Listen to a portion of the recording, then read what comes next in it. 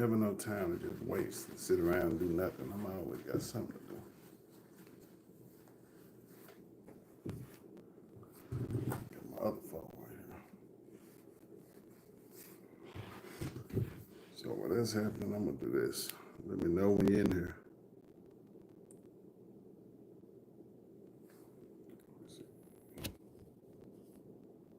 Yeah, that's cool. People in traffic, they traveling. Make sure this volume is up. Places to avoid when visiting Dallas, Texas, Part 2. Number 7, Urbandale, Parkdale. This neighborhood has a crime rate 90% higher than the Texas average. It also suffers from high unemployment and poverty. Residents have a 1 in 20 chance of being a victim. Number 6, Northwest Dallas. This neighborhood of 2,000 suffers from high violent crime rates 107% higher than the Texas average. Property crimes are high as well. Northwest Dallas reported over 5,000 property crimes in 2023. Number 5, Convention Center District. I'm gonna wait till some more of y'all get in here because I'm only gonna share this story one time.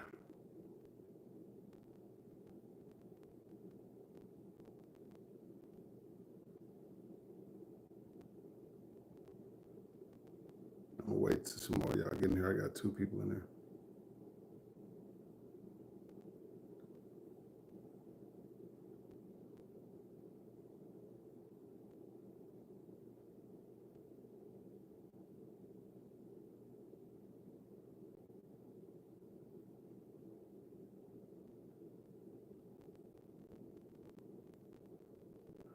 And while I'm waiting,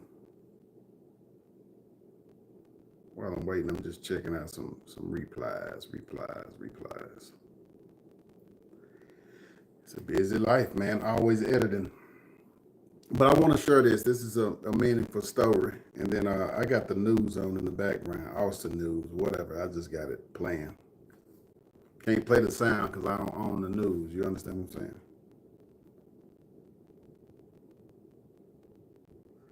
But come on in. I get about 2 more minutes. Then I just start regardless of who on here. Even if I'm talking to myself, I'll just start if I'm even talking to myself.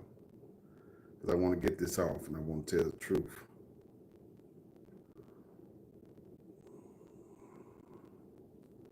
I was editing a video. I need to finish that, but I'll do that when I'm done. Get on in there, yeah. So we got some people in here, man. I'm gonna start talking. But sometimes it's good for people to be able to, listen to you so you can share the story. And if their story resonates with them, or if they've experienced something similar, or if they've experienced a twist on the story, they can stand up and they can tell the truth. I'm gonna turn the TV off for a minute. I hope the lights don't impact you, but it's bothering me. So let me turn the news off for a second. I hope that glare ain't gonna be too bad on y'all, but it is what it is. Let me get a little closer so you don't have to deal with it. So, man, as a kid, growing up in Oak Cliff, man, me and my brothers, man, we did just about everything. Now I moved over to this portion of Oak Cliff in Dallas when I was in the 1st grade. If you follow my story, then you know that my dad, was a notorious pimp, gangster, whatever you want to call him. And we had a whole bunch of money early in my life. We lost our house by the time I was about 4 or 5. And then we moved to South Oak Cliff to live with my grandmother off 52nd. And then ultimately, after a couple of years there, going to school in South Dallas and in North Dallas, catching the bus as a kid, I saw a whole bunch of things, and I'd already seen some things. Then we moved to what we call Central Oak Cliff. Central Oak Cliff. If you don't heard some songs, even if you don't heard a couple of these rappers, you're going to hear them mention it. But Mo 3, who wasn't even from Oak Cliff, he talked about Keese and Polk all the time. That's what we call kind of Central Oak Cliff. If we call anything Central, Southwest, or whatever. But that's kind of Central Oak Cliff. So, man, I really hadn't picked up all of my spidey senses yet by the time I moved over there. Because coming from like where I came from, and like I said, having a nice house and fancy cars and all this kind of stuff, and then moving to South Oak Cliff where it was nothing but love, because in South Oak Cliff off 52nd, that was my granddad place. That was Automate place. And, all my cousins would come through the bales, all them people, because we were closer to Village Oaks, all that kind of stuff, right? So I ain't have a thing to worry about, man, when I lived in South Oak Cliff. I mean, everybody knew Granny on the block. Everybody knew my cousins and them outside of the blocks. And my brothers was going to hold it down. Get them likes up, man. And let me go and burn it. Let me burn my soul right quick. So me and my brother, me and the brother that's closest to me in age. I won't say his name because he probably don't want his name to be said.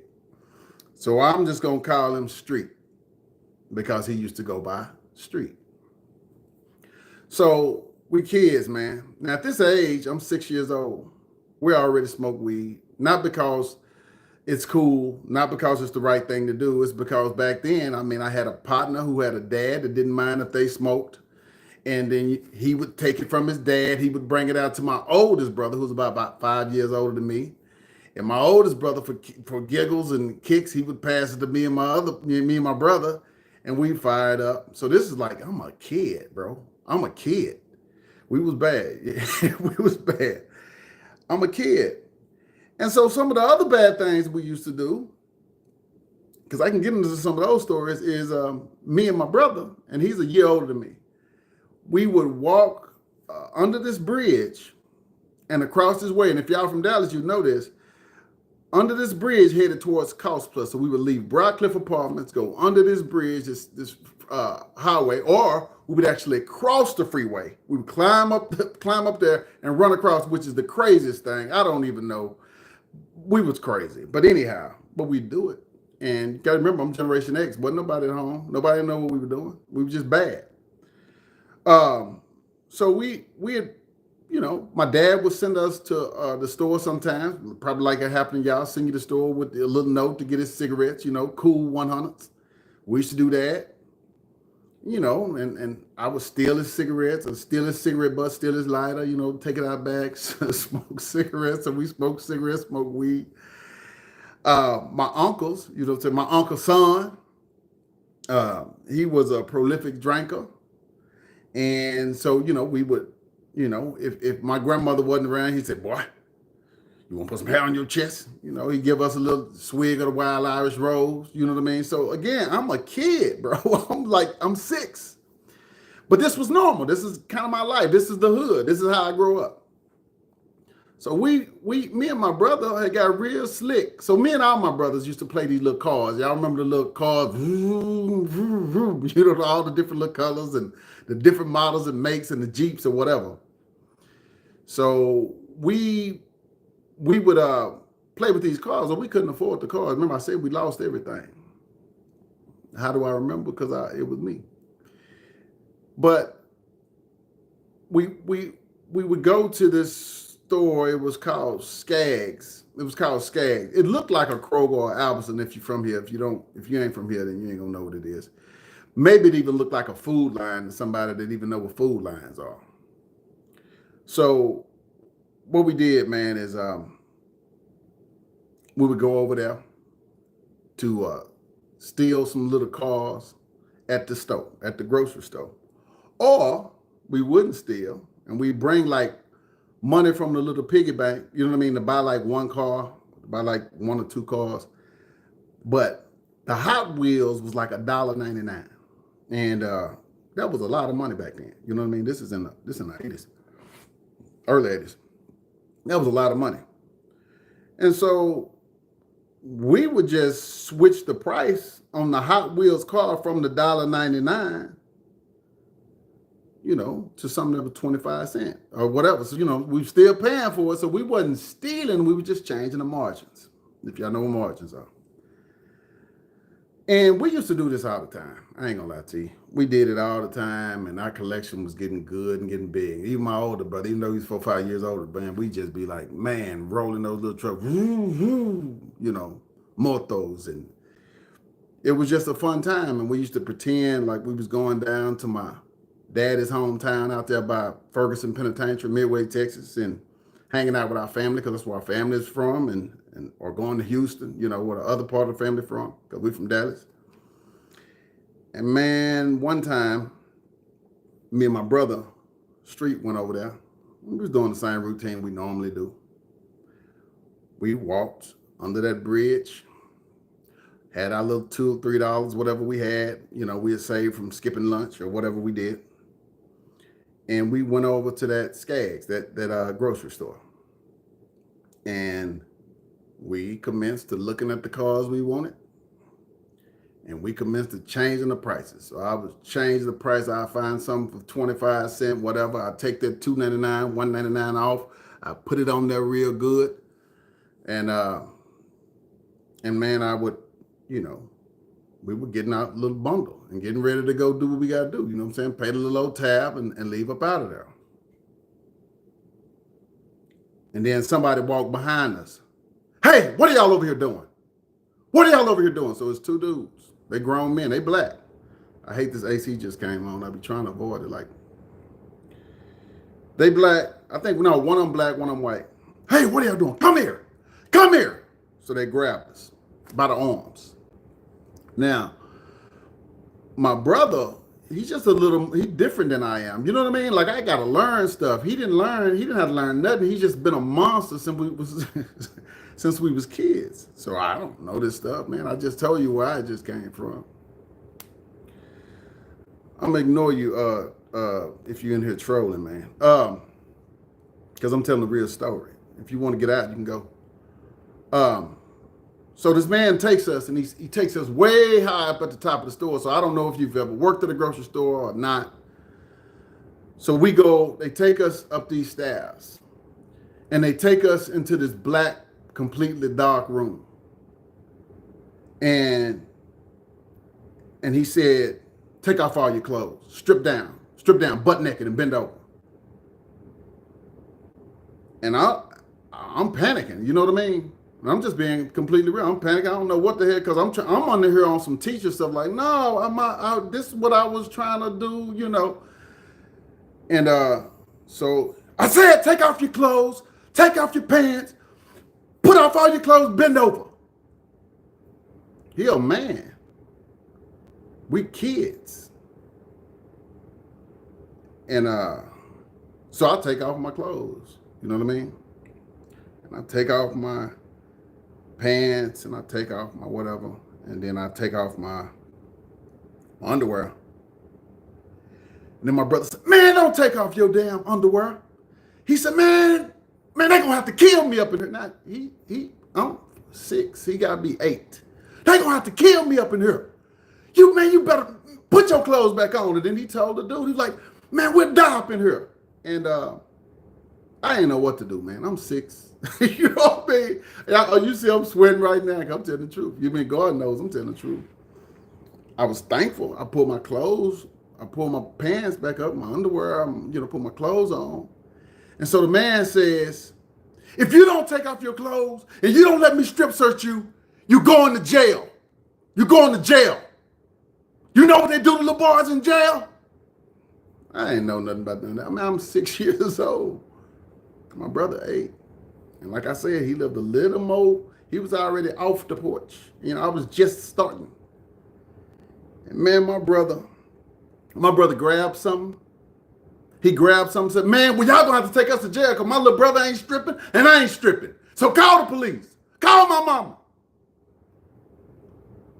So he said, I'm gonna call your mama. You sure this your last chance? I'm gonna call your mama. All I need to do is strip search you. My brother wasn't going. So guess what? Little Patches wasn't going. Even though I was scared and I'm there, I'm like, we already in it now. You know what I mean? And so the dude signaled over to the white dude, and they called my mama. We gave him the number. 214-333-4380. I still remember 30 years ago. More than 30 years ago. But anyway, they called my mama and he said, we're going to bring your boys home. I got to talk to you. So they drove us. I mean, the man from the store drove us to the highs. And I don't remember the conversation with my mama, but I know we didn't tell my mama what he had asked. I think what he said is, hey, I know how little boys can be, impressionable. I want you to watch these guys. They almost got in some trouble, but I helped them out. And then he drove away. And we got in the highs. And, mama did what mamas do. Mama done got the hold of that belt. She done start swinging it we didn't get whooped with no switches. I mean, I hear some people talking about that hurt or whatever, and it probably did if you got a good one. But we slap dab in the middle of the city. You ain't getting no real big, thick ones. We got whipped with extension cords. You know what I mean? The ones that they wrap around you like you're a slave. Oh, mama! You know what I mean? So we got a whooping or whatever we got. But then my mama, man, the one thing I tell you that she was real good at, man, and she would talk to us. She would do this whole little thing that you done heard, it's going to hurt you more than it hurt me. No, it ain't. But she would do that. She would do the whole, it's going to hurt you more than it's going to hurt me. Or afterwards, or after the whipping, depending on her level of anger, she might say, now, why did y'all do that? I work hard and I'm put these clothes on your back and I'm working this job. You know what I mean? She would do that. And she would give us a chance to dialogue, to communicate with her. I ain't trying to ignore you, man. I'm just trying to get through the story. I'll get with you in a second. I promise you. Let me get through the story. So, my brother tell her. She said he tried to, Benny, Patches, he tried to touch him. He made him bend over naked. He tried to do something to my little brother. He said, but mama, I ain't let him do nothing to my little brother. He going to have to kill us up in there, mama. Mama, I ain't let him do nothing to my little brother. He was going to have to kill us up in there.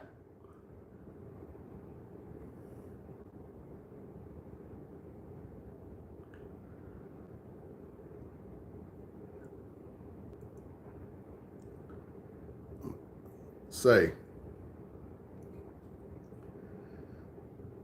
Hold on just a second. Just give me a minute. Give me a minute. Give me a minute. Give me a minute. Man, I tell this story.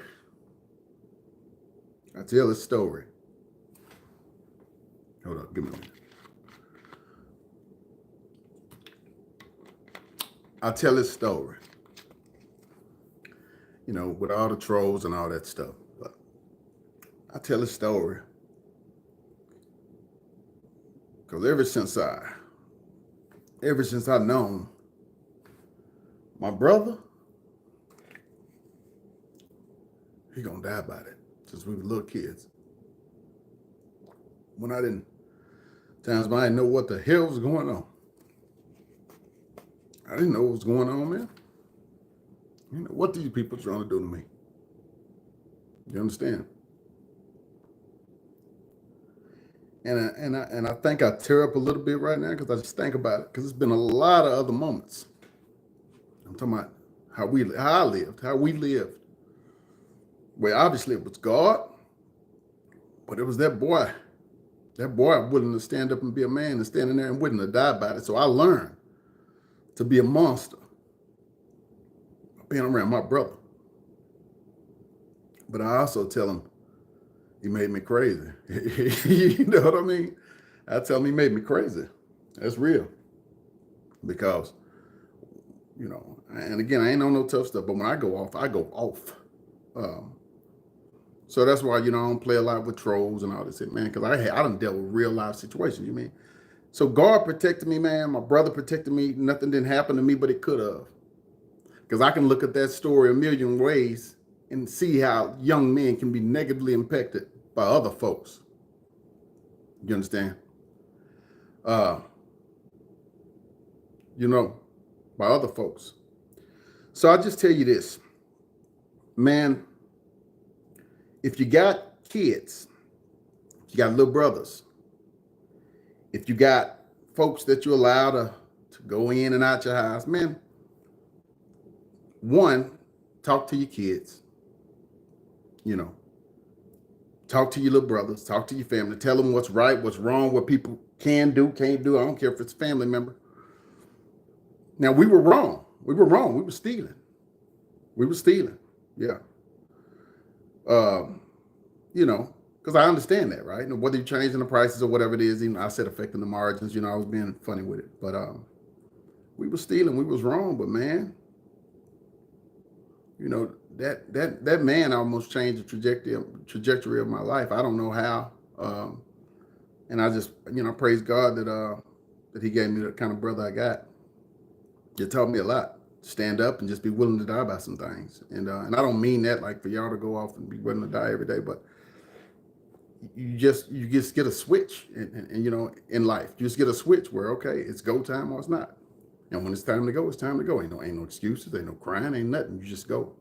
And so when I reminisce about these stories, man, you know, it's painful, man. And, you know, and it's tough to come on and talk. And, you know, you got people jumping in, jumping out, you get 2 likes, whatever. I'm bearing my soul, but it's fine. The moral of the story is I was in a situation where I thought I was growing up. I jumped off the porch. I was moving fast. I ended up in some circumstances that I wasn't ready for. And my life could have changed. It could have changed forever. When you're a teenager, you know, when you're a kid, I mean, when you're going out there, man, and you're just experimenting. You know, I tried to tell a story yesterday and I realized my audio was messed up, so I'll fix that one. But you're going out there, you're experimenting. You're going out there, you're trying to do wrong or whatever you're doing. Yeah, all it takes is 1 second, one thing that you're not hip to, one thing that you wasn't aware of for somebody to change your life. And I'm not talking about it in a positive way. So if I have to bare my soul every day and tell 1,000,000 of these daggum stories, because I got a whole bunch of them, I'll do it if it'll help you, if it'll help your kids, if it'll help your family, if it'll help your friends. Because yeah, you know, something happening to people every single day. You know, who gonna protect the kids? You know? And then some of y'all wonder why these boys out here sliding on board, man. You don't know what done happened to these folks. A lot of these boys are raised by their mama. Their daddy wasn't around. My father was around, in and out. You know what I mean? Whether he was incarcerated or whatever, he was around and he was hustling. He was around though. And so sometimes, yeah, if at 6 years old, maybe I didn't know this. But by the time I was 7, I did. By the time I was 7, I had a gun. You understand what I'm saying? And again, not on no tough stuff. It's just I just started knowing stuff. But the good and the bad of these things is it might make you not trust folks. You understand? It might make you like snap, you know, go from one to the other. Like I can be the jokiest, laughiest, funniest person in the world, most jovial. And it can get dark. It can get dark, man. But it's not because that's how I want it. It's just because, you know what I mean? Those situations, you understand? And I'll tell you more. I'll tell you more because I got thousands more of them. But I ended up not being molested by a grown man at that place. But I can definitely put a pin in it because, you know, I did experience something else that is not as daunting to me. You know what I mean? It's one of those that every dude try to admit or whatever, but it still affected me too. I was living in those same apartments, so this probably happened a couple of months prior or maybe a couple of months after. I do not recall. There was a senior or junior, and like I said, I'm 6 years old. It was a senior or junior. She used to say, "Boy, you got some pretty eyes. Ooh, you got some pretty eyes. You got some pretty eyes. Come here." And a lot of the little girls used to say that. And I didn't think nothing of it. I'm 6 years old. I ain't worried about it. I'm just running around playing with my friends, whatever, doing whatever me and my brothers do. And my friends or whatever, everybody in the neighborhood playing football, basketball, singing, running. And man, her name, I don't mind saying her name because if her life messed up, it is what it is, right? Because she was doing what she was doing to kids. But her name was Lady. Her name was Lady. And she used to take me and try to take me to her apartment. And then this other girl named Kim would say, no, you don't need to go up there. But then she would take me and she would touch all my privates. You understand what I'm saying? Like my privates and all that kind of stuff. Now, she was a senior. I was 6. And oddly enough, it didn't bother me. That's probably the part that's probably weird. It didn't bother me. And I think I used to, get a little, happy because of it a little bit. And I don't know. I have to explore that. But every time she saw me, she would do this. She tried to take me to her apartment. So I started hearing, you know what I mean? The lady spooning Kim. I didn't even know what that meant, you know what I mean? I found out later. And so she was taking another girl, and Kim was just 1 year older than me.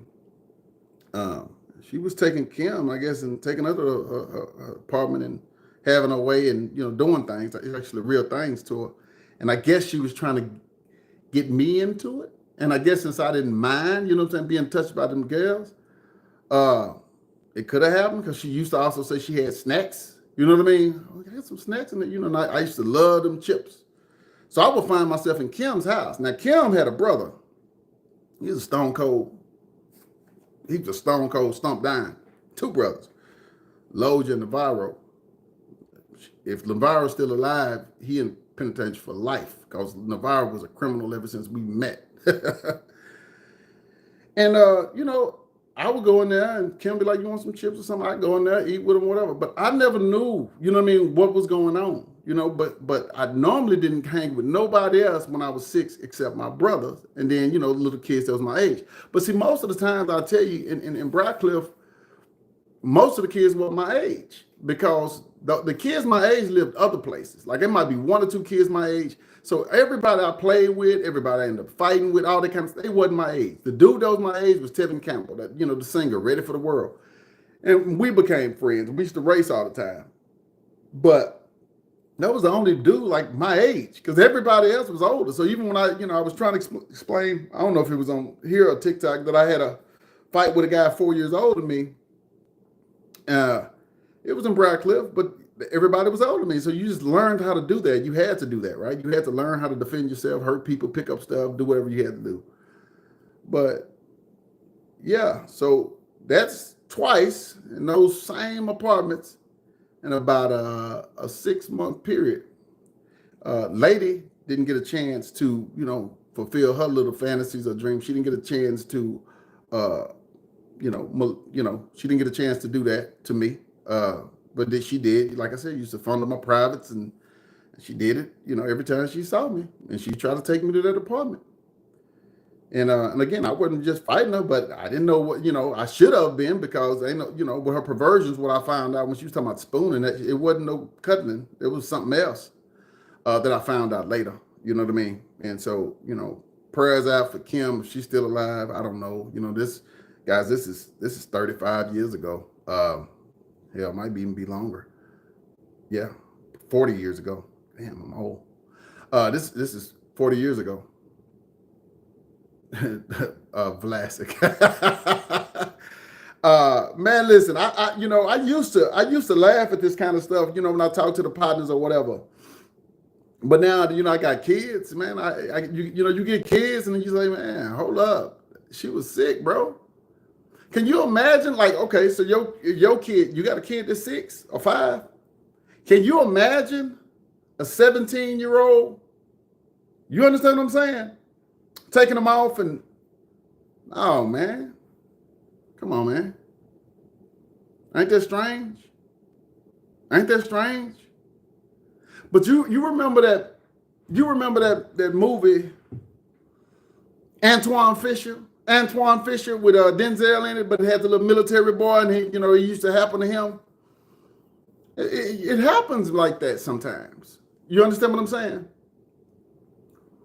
No, no, no. I get you, man. Listen, the mood is lighter now. The first story I told that brought me back something because the truth, man. If I saw that grown man to this day,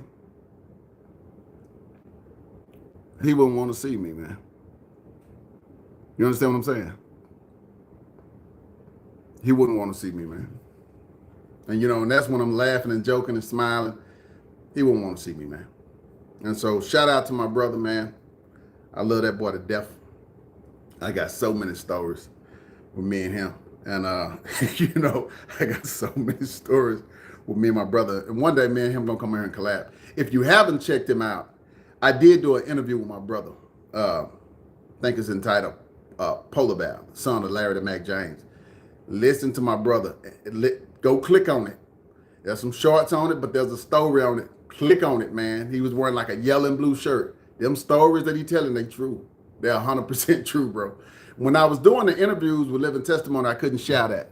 I'm only 22. When I was 17, I would never ever see the thing in a child. Yeah. Triple, you right. Because you're not built like that, right? You're not built to see interest in a child. That's normal, right? You're normal. These people weren't. Now, the one thing that I'll go back and tell you that I found out later.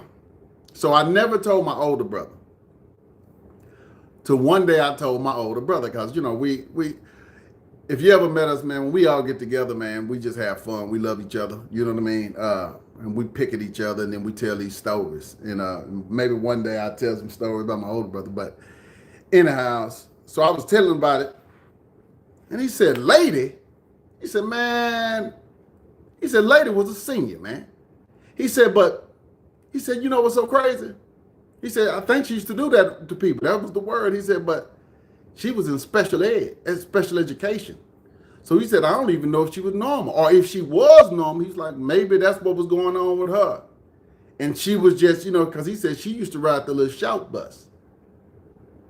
So I don't know, man. And I don't, that doesn't excuse whatever she was trying to do. You mean, because God forbid, like I said, that was a long time ago. And I hope nobody left their kid around, because I can promise you this. I was a 6-year-old boy. So if she could have got me to that room, to a little room in her apartment, because her mama was never there, she would have changed my life too. So, hey, Triple, I see you, man. Yeah. You see what I'm saying? Like she was mentally disturbed or something, or just not developed. You know what I mean? Like arrested development. I don't know. So maybe like when she seen us running around. I mean, I'm justifying I shouldn't. So let me stop. Because like I said, we were kids, and in Brockcliff, we would run all the halls. You understand me? So there's hallways. It's like, I guess you could say it's kind of like some projects, man. Like there's people everywhere. It's dangerous. There's people everywhere, and you got all these hallways, and you got soda machines, and you're just doing everything. So you're gonna run into something of everything. And I done seen some of everything over there. So yeah, it's some real sick stuff. So I promised myself I wasn't gonna go real long with y'all. I was gonna start just shortening them, coming on here with a purpose, telling you the story. I got 3 likes out of the story, so I don't understand that. But get your likes up, man. Subscribe, hit the notification bell, so the next time I go live or the next time I drop a video, you can check me out. But you're always just gonna get the truth from me, and you're gonna get my real opinion. I got one other thing before I go though, and this gonna piss some people off. So, and this ain't got nothing to do with the molestation thing.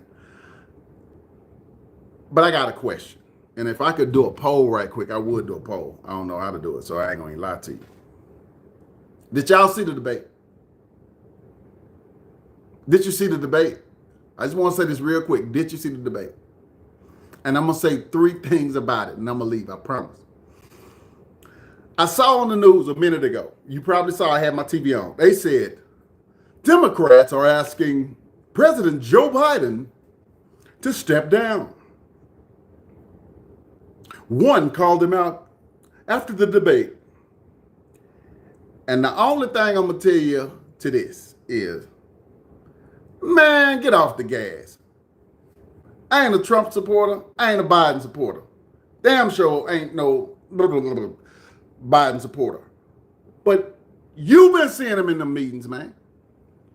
When you go to your meetings on Mondays or Saturdays or Tuesdays or whatever, when you having your little government thing, you know what I mean? When you turn in your little paper, oh, this is the law I'm trying to do. No, this is the law. He been in there talking like that the whole time. He been in there talking like that the whole time. Yeah, I'm gonna go to the what does life look like without it? You know what I mean? Green beans and cornbread. You know what I mean? He been doing this here. If you're in the Senate, if you're in the House, you've been going to some meetings and you've been hearing this man. Oh yes, and the way that we used to do it with Mikhail Gorbachev, you've been seeing this. You've been seeing this in the meeting. So don't get on here now and say, we need to tell him to step down. When he was in that meeting with you, when y'all was having your little president's roast or brunch, when y'all just hosted the World War II event, when y'all just went and wrapped the White House and LGBTQ, y'all been listening to this man. You've been watching him fall. You've been watching him fall on bikes. Let's not just try to play this all of a sudden right now. That's all I had to say about it. Look, people start jumping on. He talking about Biden. Not a Trump supporter, not a Trump fan, not a Biden fan. I believe, look, I just told you a story. I'm from Gen X. I believe somebody from Gen X should have one chance to lead. That's who leading all over the world besides Putin. The people that's my age, they leading the country or younger. Man, y'all got paw leading. If my grandfather was still alive, I think he'd be roughly about 92 or something like that. I might be wrong. He died when he was 72. And when he died, he didn't remember how to play dominoes no more. We said, Big Dad, it's your play. I just called 20. Tennis, you know what I mean? Tennis shoes, bolts and screws. He said, I ain't never seen this game before in my life, man. I said, Big Daddy, we play every... Man, I'm serious. I ain't never seen this game before in my life, man. Back up off me, Jack. That was 72, bro. He had lost it. Give me some thumbs up, guys. Notification bell. So you telling me that you trust Joe Biden or Trump? Don't you know when you get old, man, your bowels get to failing? It's just life. It's just life.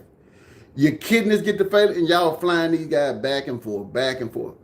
They making laws about AI. They making laws about stuff they don't understand. Look at the Pope. People, yeah, we need to do a law. But you the Pope, go over there and do some of this. Or whatever you do. What is y'all talking about? How are you making decisions about the next generation? My kids' generation. My kids' generation. Now, I got a 30-year-old daughter. A 30-year-old daughter. Are they going to get the lead? Who going to lead? Well, Paw. Y'all was around in the 40s. Y'all was here before the 50s. Y'all was here.